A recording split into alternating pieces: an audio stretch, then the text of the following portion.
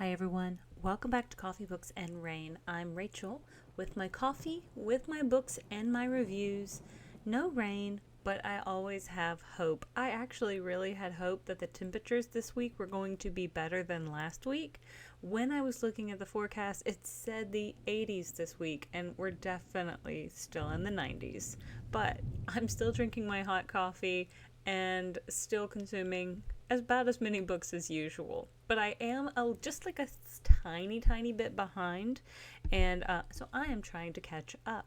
But today's book is one of those books that I finished it today so I could review it today and probably post it today. And it's called A Theory of Dreaming by Ava Reid. And it is A Study in Drowning #2. So over here I have A Study in A Study in Drowning, and I picked it up because it was really pretty. I think I have a total of maybe 3 books that have the artistic sprayed edges. I don't see a need for every book to have sprayed edges, but I do think some of them are really pretty and really well done. So to each their own with the versions they would like to collect or find. So I will be completely honest. I bought this book after I had already requested the second book. Did I have the intentions of reading this one? Yes, but as I mentioned earlier, I am also just a little bit behind, so I did not get this one read. So apologies, because I do feel as though there are a lot of events in this one that really do impact the story that we read in A Theory of Dreaming. I have not yet looked to see if other people feel as though they can stand alone on on each's merit, but personally, I did feel like I was missing quite a large portion of what must have happened to fully understand. I think some of the characters, especially Effie, some of her mannerisms, or I guess why she is the way she is in book #2. So let's just dive into book #2. Actually, you know what? I guess I could read the summary for book #1. And so this one, the summary I'm about to read is A Study in Drowning, and then I'm going to read you the summary from Goodreads for book #2. So the first one begins, it began as all things did, a girl on the shore, terrified and desirous. Effie Sayer has always believed in fairy tales, even though, crumbling under pressure at her first term at college, she can't always seem to tell the difference between fact and fiction. Her only solace has been Angahard. And see, so that's one that I'm Angered? Maybe Angered. An epic from the Lyrian national hero and author Imris Mirrodin. Taken by chance and maybe fate to the late author's estate, she is intent on finding the purpose in her own story, but instead stumbling upon Presley Hillary, a scholar from the literary college. Preston has come to Hiraeth Manor, determined to prove Effie's favorite author is a fraud, and her only hope of proving him wrong is to conspire with him. But Hiraeth, perched on the edge of a wrathful ocean, holds dark secrets, the likes of which Effie and Preston thought only existed in the pages of the Mirrodin stories. The house and the truth might just ruin them both, as the sea threatens to swallow them and all of their stories whole.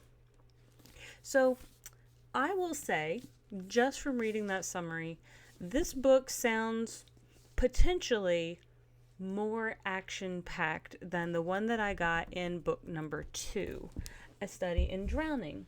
Now, I'm about to read you the summary for Study in Drowning, and then we're going to really dive into kind of the story behind it, or at least my thoughts on it. I'm going to try again not to spoil too many things, but I do not know if the things that I talk about in book #2 will spoil things for, I guess, book #1. So I apologize if whatever I talk about may spoil something in book #1. But diving into book #2.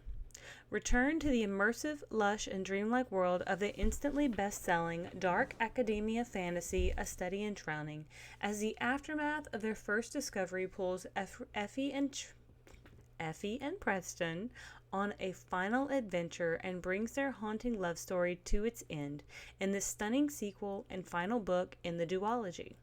All stories come to an end. Effie learned that when she defeated the Fairy King.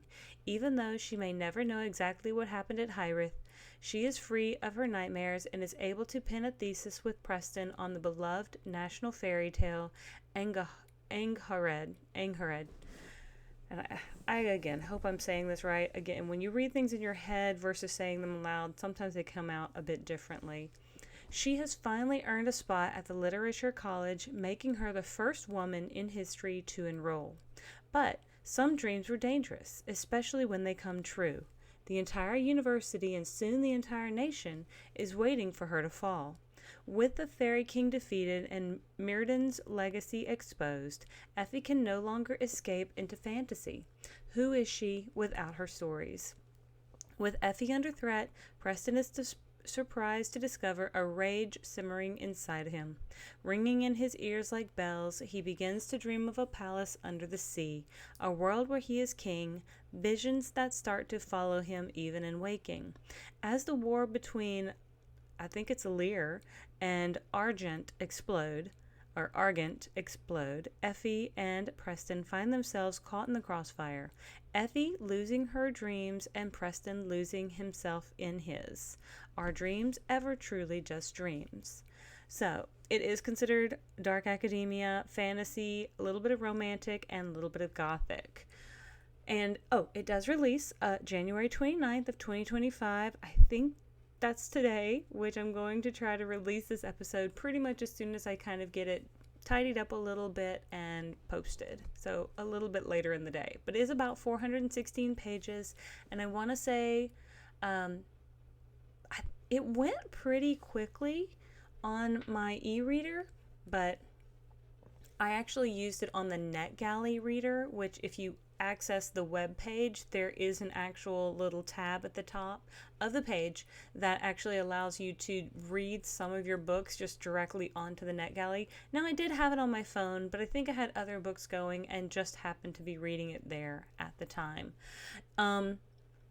So, diving into this book, everything seems a little bit of a mess. Effie and Preston, both feel as though they thought everything kind of tumultuous was behind them. They thought submitting this thesis about this particular poem, Angharad, is going to, I guess, shed light on the truth of the Mirrodin poems. However, everybody seems to be now questioning Effie and Preston. But also there's something happened, and I don't know really what, regarding, I guess, the architecture college that Effie had previously been in, because she has got what seems to be something similar to PTSD from it. Something pretty bad must have happened within that sort of realm. And there's a couple people that she accused things of. Again, I don't specifically know what, because this book doesn't really clarify, but she's not on great terms with people at the college. She is, I do believe, the only female in the literature college, which I guess makes it also very strange as well. So she's not being looked upon very nicely. But also Preston is not as well. And they do have, I don't want to say it's a kind of tenuous relationship, but Effie almost feels just a little bit cold to Preston every once in a while. And I think she's just trying to work through some trauma. But it feels as though he's really putting a lot of effort into caring for her, and she's not really, I guess, reciprocating as much, if not taking care of herself either. So, honestly, it's a cute book, but I think I expected a little bit more action, and there's just really a lot of drama with random things going on, I guess, is my personal thoughts. Because maybe I really do need to read book number one. But this particular book, okay, Preston has a professor who kind of treats him like I don't know, a son or maybe even a godfatherly type situation. But he is that particular professor's, I think it's Professor Goss. He's that particular professor's assistant, or kind of like, their teaching assistant, their TA. And they get along really well, but Goss has this like obsession with these sleepers that are apparently like supposed to be some sort of foundational myth of sorts. And that's where I kind of was feeling a little lost, because Preston is able to enter this dreamlike state really easily, and each time he goes there, this dreamlike state seems to be whatever he kind of makes of it. Like, he wants to be able to see his father so he can see his father and he can talk to his father. However, Goss can't always access this dreamlike realm. And this is something that I was confused about, and maybe it was just my reading of it. I'm not sure, but I truly don't know how that particular aspect of it worked. Like, I understood at the end how this dream realm impacted the real world, but only kind of like a little bit. So that's kind of where one of my thinkings is. Now, again, I felt like their relationship was a little bit strained, but I felt like Preston was doing a lot of the work and Effie was just kind of hiding in her room. She's also hiding behind what I would call like just sleeping pills. She does not seem to be able to sleep unless she's got these sleeping pills. And so there's a point towards the middle end of the book where she's running out of sleeping pills. She's freaking out, like literally freaking out. And her roommate, Rhea, is like, is trying to be like, okay, we're going to be okay. And Preston's like, okay, I can call your mom for you, because Effie doesn't want to call her own mom. She's like, no, I can't do it. They're going to think badly of me. So Preston calls, and then like Effie's mom seems like a jerk. So I don't know what happened there either. And so, more drama than fantastical action seemed to happen in this particular book. There was tension between Effie going to class with her new classmates and the teacher, because there was one particular poetry teacher who did not care about the substance of the poems, but rather cared more about just the strict like scansion or form, or like whether it was in like ABAB or ABAC. Like, he only cared about like the form of it. He did not care about like words that were bolded, words that were lowercased, content within the poems. And he kept trying to be like, he's like, oh yeah, well, this is probably related to this, but he doesn't seem like, how do you have a poetry teacher who does not care about the content of poems? I didn't get it. But so we have tension with the teachers and other students. Preston is at odds with another student as well. There's reporters everywhere trying to kind of prove that maybe Effie made up her story with regards to this, the revelation, versus also, I guess, the architecture college, and whatever tension happened there. And again, like, it's a lot of drama, and not, in my opinion, like really very magical. Now, Effie kind of starts thinking of, I guess, a field of study she wants to study in this particular college, and I believe it's called amanuensis, where someone else is kind of like the scribe for the, like, technically the writer. So in this particular book, there is a poem or a work of literature called A Garden of Stone, and Effie finds out that it was written after the supposed poet was already blind. So to be able to bold certain words in certain ways Effie started looking further into it, found out his daughter was kind of his shadow writer, and I guess this amanuensis. And I hope I'm saying that word right. But so then she starts like diving into that. And so a lot of it, like, if you have a love of literature, which I do. I mean, I wouldn't have gotten my master's and like soon my PhD in it if I did not love literature.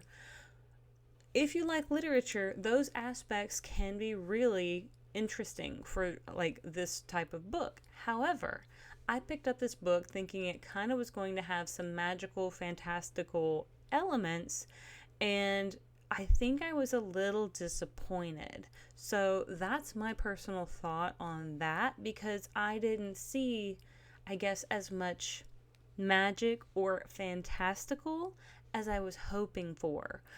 We've got some really great friends within this book. Again, Rhea. We've got Lotto, who is Preston's roommate, but we do end up having a lot of personal tension not between Preston and Effie. I think their relationship's okay. It just, Effie is not putting in really any level of work, like in comparison to Preston, who's really seems fully committed to her and caring for her. So that's my particular thought on that one. But overall, I probably give it 3.75 or 4. I do intend to read A Study in Drowning because I'd love to know the parts of the story that I'm missing with regards to, I guess, the backstory of how they came together and how this relationship has flourished, as well as just a lot of the other aspects of the book. That is my bad.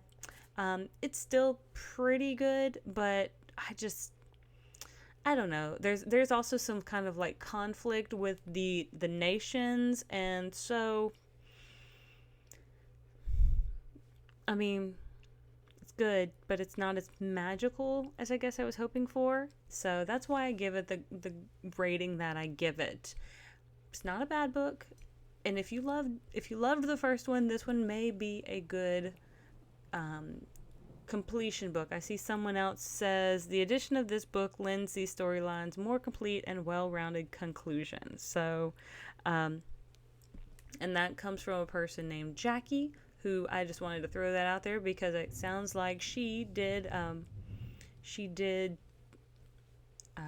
read the first one to know how this one ties into it.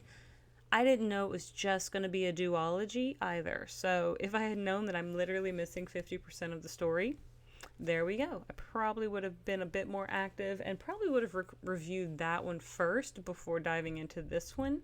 But this one is due again today, and I try to get them out on or around when I can, but I dropped the ball. That is completely my bad. But overall, pretty good, pretty decent. I would assume it's YA. I didn't see any real mention of it, but another person, they said they got theirs from HarperCollins Children's Books. I don't remember who, I know I got it on NetGalley, but I don't know who, I guess gave me the thumbs up that I could have it. But they say this particular person, Lance, says hypnotic and dreamlike in its prose and clever in its examination of subjects like nationalism through a speculative lens. Yes, I can agree with that. I just don't think that's what I was expecting. I think I thought, with the first one referencing fairy kings and these sorts of things, I was going to get more of that, but I didn't. Now, we do get some references to a city under the waves and some fairy tales, but I don't feel like I don't think it was as big of a part of the book as I was hoping for. Or maybe I guess I was hoping for some sort of riddle that we were going to have to solve along the way, and we really didn't have that either. Maybe I just interpreted this book incorrectly, but that is again on me. But I am going to go ahead and leave this here. I am going to let you all decide if this is a book that you may or may not want to read, may or may not want to read the first one. Again, it's a beautiful edition. I'm really very, very glad I have it, and I'm very glad that I can read it in the future.